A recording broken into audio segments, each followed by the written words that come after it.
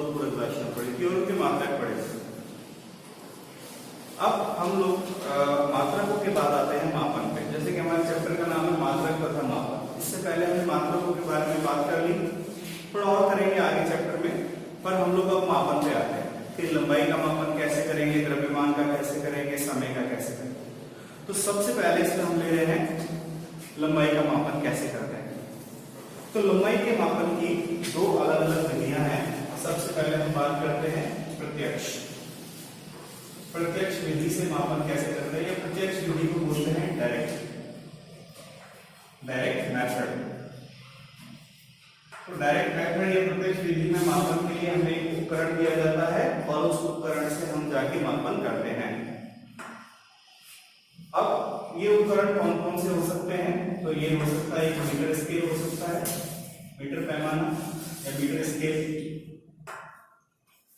Metre scale से हम सबसे कम दूरी कितनी नाप सकते हैं, तो हम जानते हैं मीटर स्केल में इस तरह का एक स्केल होता है हमारे पास, यहाँ 0 लिखा होता है, यहाँ 1 ऐसे करके, यहाँ 15 लिखा होता है और 0 से 1 के बीच में ऐसे करके 10 लाइनें होती है।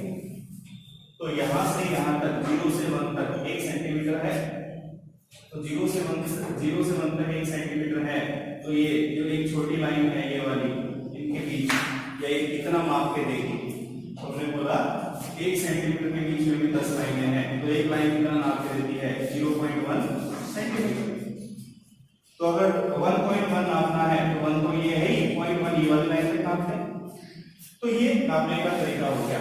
तो सबसे छोटा मान जो हम इससे नापते हैं या किसी भी उपकरण से जो छोटे से छोटा मान नापा जा सकता है उसे बोलते हैं हम अल्पतमांक।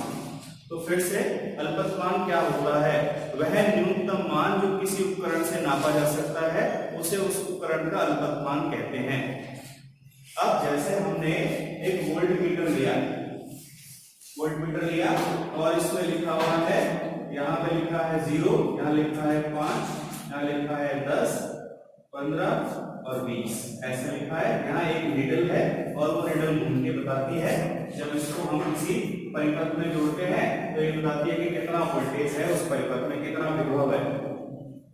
तो मान लो ये 0, 5, 10 ऐसा लिखा है, इनके बीच में 10 लाइनें हैं, इसके बीच में भी 10 लाइनें हैं, ऐसी 10 लाइनें हैं इस तरह। तो कितना छोटे से छोटा मान ये नाप के देगा, तो उसी को इसका क्या बोलेंगे, अल्पतमांक।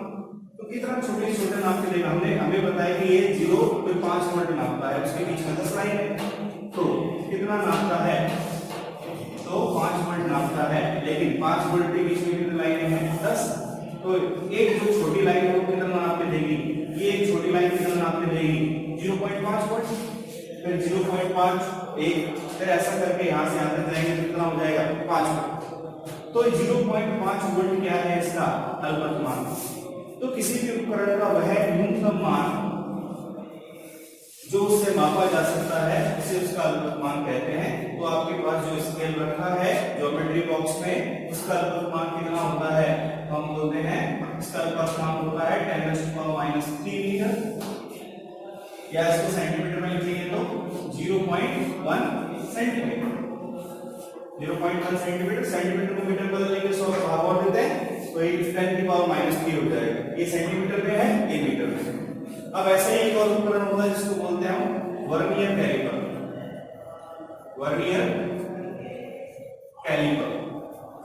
कैलिपर एक जबड़े वाला उपकरण होता है। इस तरह से हम इसको थोड़ा सा जल्दी से बना देते हैं, आपके डायग्राम को देंगे, और इस तरह से एक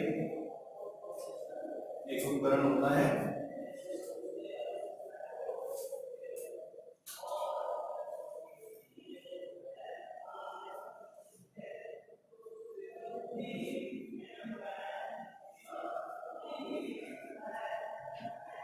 इस तरह से, और इसमें भी एक स्केल बना होता है इधर, और इस पे भी एक स्केल बना होता है।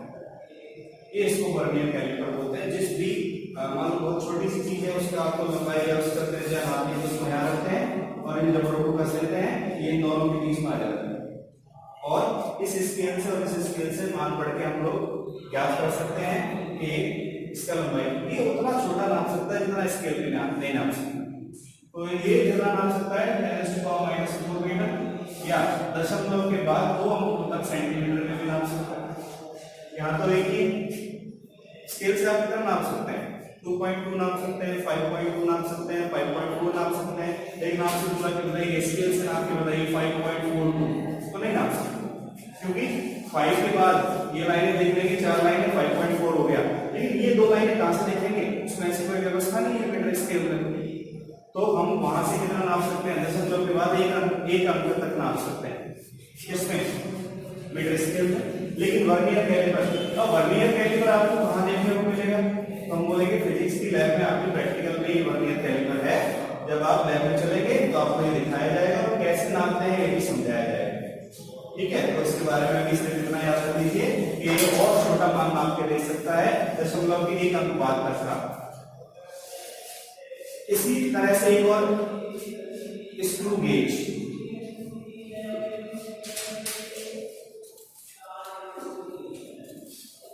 स्क्रू गेज, स्क्रू गेज इससे भी 1 दशमलव तक छोटा मान आपको देता है, 0.001 सेंटीमीटर तक, दशमलव के 3 अंक। तो ये 3 उपकरण हम लोग प्रत्यक्ष रूप से लंबाई के मापन के लिए कार्य या काम में लेते हैं। अब ये बहुत ज्यादा इंपॉर्टेंट नहीं है, इतना याद रखने की समझ में आ जाएगा। अब हम बात करते हैं बड़ी दूरियों के मापन की। तो अगर ये तो होगी छोटी छोटी दूरियां कि अगर आपको 0.1 सेंटीमीटर नापना है, उससे छोटा नापना है, उससे छोटा नापना है, तो ये उपकरणों से हम नाप सकते हैं। लेकिन अगर कोई बड़ी दूरी नापनी है तो अब हम पढ़ते हैं बड़ी दूरियों का मापन। बड़ी दूरी कितनी, तो हम ये चाहते हैं कि पृथ्वी से किसी ग्रह तक की, किसी तारे तक की दूरी हम नाप सकें, इतनी बड़ी दूरी हम नापना चाहते हैं। तो प्रत्यक्ष विधि तो काम में आएगी हम, तो ये बेसिकली किस विधि से हम नापेंगे, अप्रत्यक्ष विधि से। किससे नापेंगे, अप्रत्यक्ष या इनडायरेक्ट। अब कैसे नापते हैं, तो उससे पहले हमें एक तरीका समझना पड़ेगा और उसको बोलते हैं लंबन विधि। लंबन विधि क्या है, तो हम अपने हाथ में कोई भी एक पेन या पेंसिल लेंगे और उसको ऐसा किसी भी चीज के सामने रखेंगे। मान लो हमने एक लाइन बना दी, ये लाइन, और हमने चौक को इस लाइन के सामने ऐसा रखा, इस लाइन के सामने दिखती है।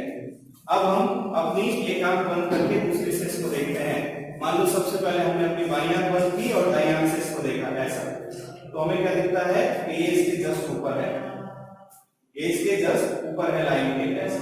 फिर हम अपनी इस आंख को खोलेंगे और दाईं आंख को बंद कर लेंगे, तो जब ऐसा देखते हैं तो ऐसा, तो इसमें थोड़ा सा इसकी स्थिति बदल जाती है जब दोनों आंखों से देखते हैं, जबकि हमने इसको हिलाया भी नहीं है, इसको ऐसा कैसा रखा है, लेकिन इस चीज को एक आंख बंद करके देखते हैं तो ये लाइन किस तरफ दिखता है, जब दूसरी आंख बंद करके देखते हैं तो लाइन किस तरफ दिखता है।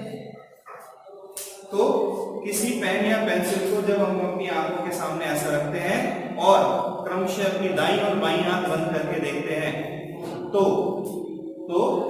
बैकग्राउंड या बोल सकते हैं वातावरण के सापेक्ष उसकी स्थिति में परिवर्तन का आभास होता है।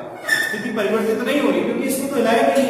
क्या हो रहा है, हमें ऐसा लग रहा है कि पहले इस तरफ था, अपन देखिए अब इस तरफ आ गए, तो आभास होता है। ये जो विधि है, ये जो तरीका है, इसको लंबन विधि बोलते हैं।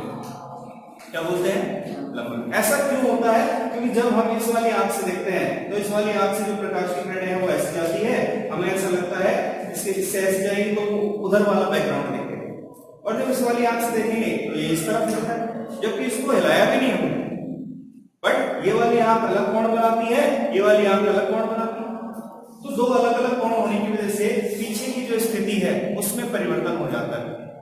तो क्या होता है, लंबन विधि क्या होता है, तो जब किसी एक वस्तु को, पेन को, पेंसिल को, किसी चीज को रखेंगे तो हमें ऐसा लगेगा कि बैकग्राउंड में इसका पोजीशन चेंज हो रहा है। जब हम क्रमशः अपनी दाईं और बाईं आंख बंद करके देखते हैं, इसके पीछे क्या रीजन है कि हमारी दाईं और बाईं आंख से जब हम देखते हैं तो एक कोण बनता है। जैसे इसको अगर हम देख रहे हैं तो इस आंख से ऐसी किरणें या इससे निकल के ऐसी किरणें हमारी आंख में जाएंगी और इस वाले में ऐसे जाएंगी, तो कोई ना कोई कोण तो बनेगा। ये वाला कोण हो सकता है 30 डिग्री हो, ये वाला इधर एक किरण इधर आई और एक तो स्टूडेंट हम लोग जो पढ़ रहे थे, हमने ये पढ़ा था कि दूरियों को नापने के दो तरीके हैं, एक प्रत्यक्ष और एक अप्रत्यक्ष, या इसको इंग्लिश में बोले तो डायरेक्ट और इनडायरेक्ट। डायरेक्ट तरीके से दूरी नापने का मतलब है आपको एक उपकरण दिया जाएगा और आपको बोलेंगे बताइए कि टेबल की लंबाई कितनी है, तो आप उस स्केल को लेके जाएंगे और उस स्केल से टेबल की लंबाई को नाप देंगे। इस तरीके को बोलते हैं डायरेक्ट मेथड या प्रत्यक्ष विधि। प्रत्यक्ष रूप से आप जाते हैं और नाप के आते हैं। तो हमने ये देखा था कि कौन कौन से उपकरण है, कौन कौन से इंस्ट्रूमेंट हैं जिनकी सहायता से हम प्रत्यक्ष विधि से मापन करते हैं। तो मीटर स्केल, वर्नियर कैलिपर और स्क्रू गेज। और हमने इनके अल्पतमांक के बारे में भी डिस्कशन किया था। अल्पतमांक क्या होता है? वह न्यूनतम मान जो किसी उपकरण की सहायता से मापा जा सकता है, उसे उसका अल्पतमांक कहते हैं। तो हम जानते हैं कि हम जो स्केल यूज करते हैं, जो हमारे ज्योमेट्री बॉक्स में होता है, उससे न्यूनतम मान 0.1 सेंटीमीटर नापा जा सकता है, क्योंकि 0 से 1 सेंटीमीटर के बीच में 10 लाइन होती है। तो सबसे छोटा जो एक लाइन को नापेंगे वो कितना देगा? अब उस एक लाइन से तो छोटी कोई लाइन है नहीं, तो 0.1 सेंटीमीटर छोटे से छोटा मान नाप सकते हैं। उससे छोटा नापना होगा तो हम वर्नियर कैलिपर यूज करते हैं, जो दशमलव के बाद 2 अंकों तक आपको सेंटीमीटर में नाप के देगा। और उससे भी छोटा नापना होगा तो स्क्रू गेज यूज करते हैं, जो दशमलव के 3 अंकों तक आपको सेंटीमीटर में नाप के देता है। चलिए ये सब बात करने के बाद अब हम बड़ी दूरियों के मापन पे आते हैं। ये तो सेंटीमीटर में दूरियां नाप ली, अब हजारों किलोमीटर से लाखों किलोमीटर की दूरियां हमें नापनी होंगी। तो हम कह सकते हैं कि अगर पृथ्वी से किसी दूसरे ग्रह तक की दूरी नापनी हो तो उसके लिए क्या करते हैं? तो हमने बोला उसके लिए हम एक महत्वपूर्ण विधि है उसका इस्तेमाल करते हैं, इसको बोलते हैं लंबन विधि। लंबन विधि क्या है? तो लंबन विधि क्या होती है कि अगर हम किसी पेन या पेंसिल को एक पृष्ठभूमि के सापेक्ष रखें और हम पहले अपनी बाईं आंख बंद करके दाईं से इसको देखें और फिर दाईं आंख बंद करके बाईं आंख से इसको देखें, तो हमें इसकी स्थिति में पृष्ठभूमि के सापेक्ष परिवर्तन प्रतीत होता है। इस विधि को हम बोलते हैं लंबन विधि। अब इस लंबन विधि का उपयोग करके हम पृथ्वी से किसी स्टार या किसी ग्रह तक की दूरी को नापेंगे। तो किसी स्टार या किसी ग्रह तक की दूरी को नापने के लिए, अच्छा अब हम ये बोल रहे हैं कि हमने अपनी एक आंख से ये हमने एक पॉइंट रखा है, इसको देखा, तो ये हमने इसको ऐसा देखा हमारी आंख से, या ये इस पॉइंट से किरण आएगी हमारे आंख में, फिर हम इस आंख को बंद करते हैं, दूसरी वाली आंख से देखते हैं, दूसरी वाली आंख से देखते हैं, किरण ऐसे है। तो हम ये कहते हैं कि एक बार मान लो ये हमने इसके सामने कोई मोबाइल का टावर है या कोई भी टावर है, वो यहाँ पे है इसके सामने ऐसा। तो जब इस आंख से देखते हैं तो हमें मोबाइल के टावर से इस तरफ दिखती है ये चीज, क्यों? क्योंकि ये किरणें ऐसे आती है, प्रतीत होती है। और जब इस आंख से देखते हैं तो हमें लगता है कि ये जो पॉइंट है वो टावर के, ये वाला, ये इस आंख से देखते हैं तो हमें लगता है टावर के बाईं ओर है, और इस आंख से देखते हैं तो ऐसा लगता है टावर के दाईं ओर। लेकिन ये पॉइंट अपनी जगह से हिला, क्या ये पॉइंट तो अपनी जगह से नहीं हिला। तो इस आंख से देखने से ऐसा लगता है इधर है, और इस आंख से देखने से ऐसा लगता है इधर। ऐसा क्यों होता है? क्योंकि दोनों आंखें हमारी इस पॉइंट पे अलग अलग कोण बनाती है। मान लीजिए इनके बीच का कोण है थीटा, ये जो थीटा कोण है, क्योंकि ये विधि लंबन विधि है, तो इस कोण को बोलते हैं लंबन कोण। और ये जो दोनों आंखों के बीच की दूरी है इसको हम बोलते हैं आधारक, और इसको स्मॉल b से व्यक्त करते हैं। स्मॉल b से क्यों? क्योंकि आधारक को हिंदी में बोलते, सॉरी इंग्लिश में बोलते हैं बेस, बेसिस। आधारक को क्या बोलते हैं? बेसिस। तो स्मॉल b से हम इसको व्यक्त कर देते हैं, ये लंबन कोण है। अब इसी विधि के ऊपर हम पृथ्वी से किसी ग्रह तक की दूरी को नापना चाहते हैं।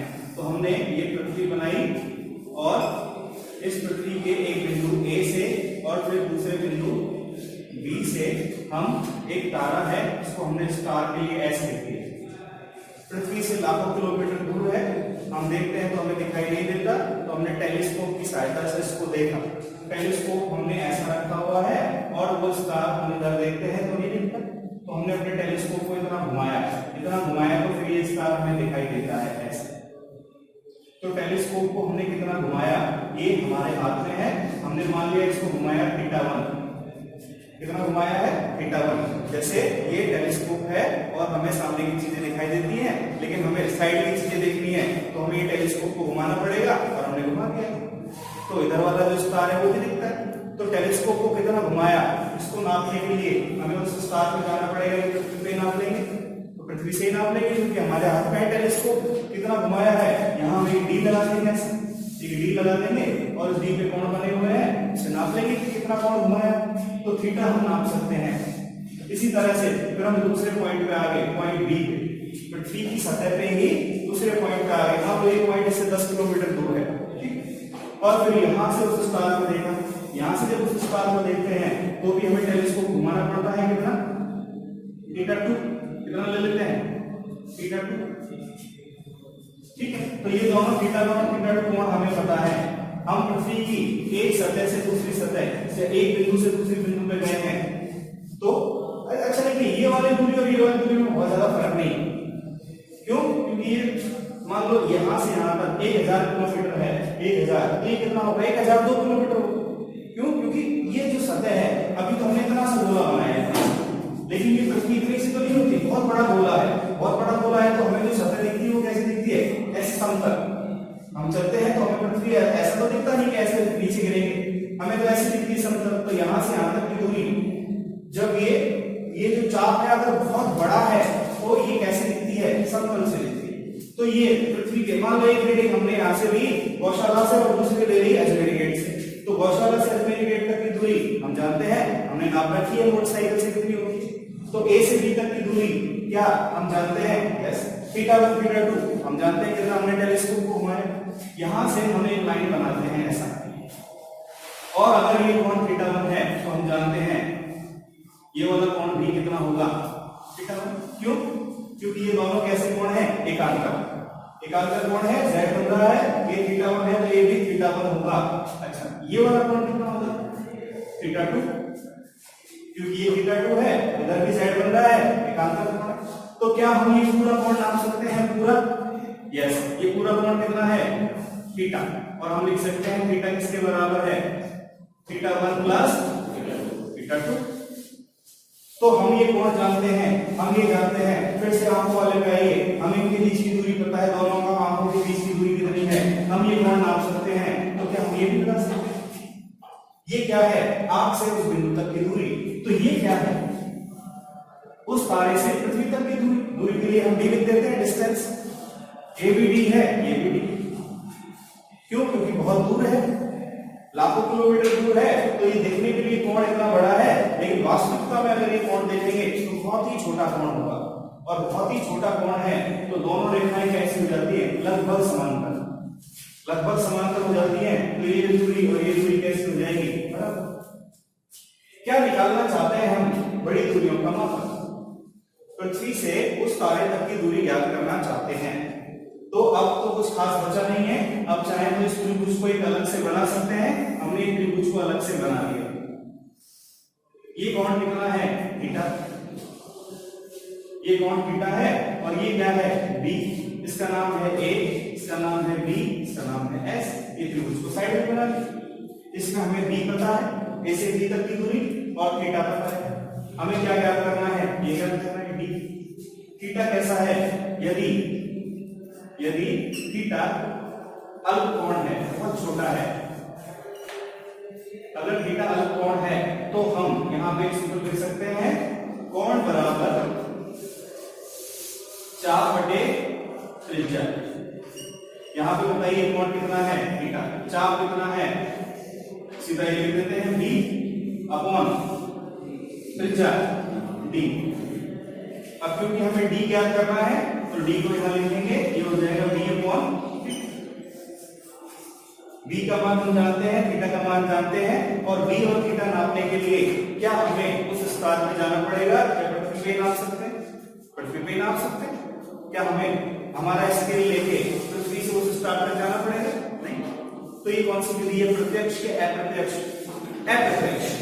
क्यों? क्योंकि पृथ्वी पे खड़े खड़े नाप लिया। प्रत्यक्ष विधि में क्या होता है, उपकरण लेके जाते हैं और टेबल की लंबाई नाप के आते हैं, प्रत्यक्ष रूप से जाना पड़ता है। तो ये कौन सी विधि हो गई, अप्रत्यक्ष।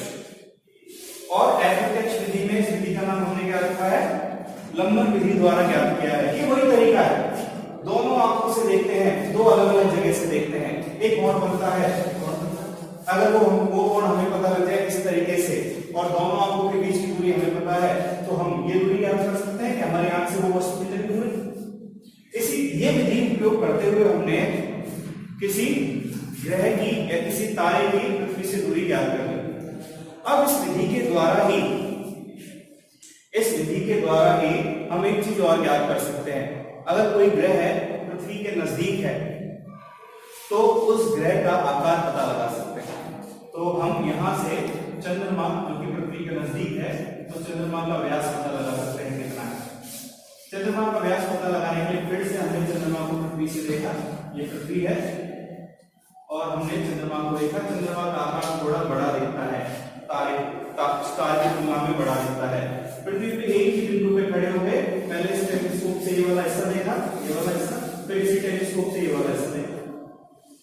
तो ये कोण कितना है, थीटा। ये कोण थीटा है, यहां से ये ए बी और ये इसको बोल देते हैं ओ। ए बी क्या है, ए बी चंद्रमा का व्यास है।